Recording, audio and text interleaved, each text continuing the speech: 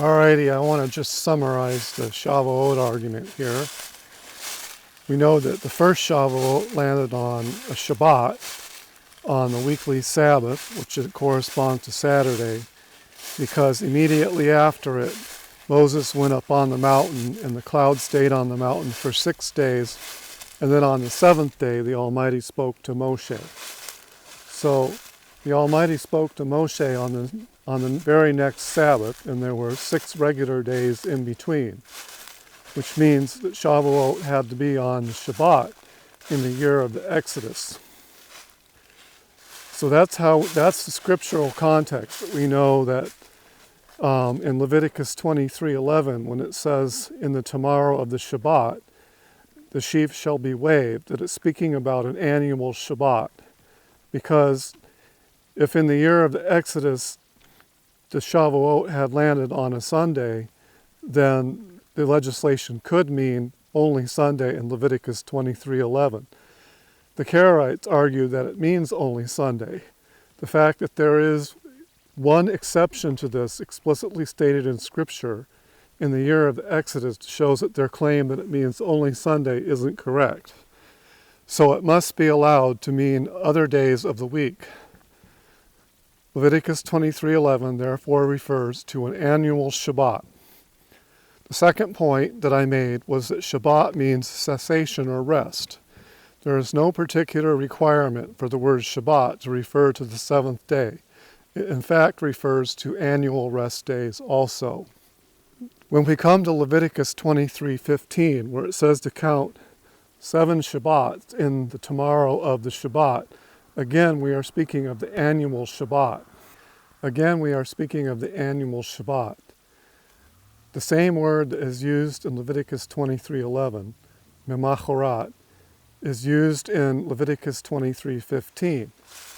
In the memachorat of the Shabbat, the annual Shabbat, 7 Sabbaths shall be counted. Literally, this word means from within the tomorrow of. In order to count 7 Shabbats from within the tomorrow of something, the word tomorrow must have an extended sense, as I explained in Hebrew.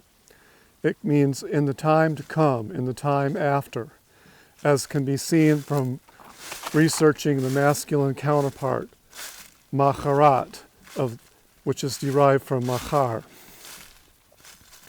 In verse 16, it says, until the memacharat, or mimocharat, of the 7th Sabbath, until in the tomorrow of the 7th Sabbath.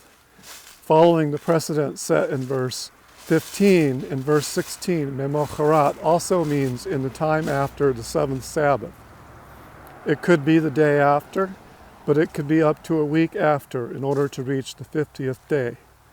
And finally, I explained that Hamishim Yom means 50th day, and not necessarily 50 days in this context, since the word Hamishim in Hebrew is ambiguous and can mean either 50 or 50th. So that wraps up the summary for the Shavuot counting. Those who count from the 16th of the first month are counting correctly, and those who wait a week later until after the weekly Sabbath are counting incorrectly.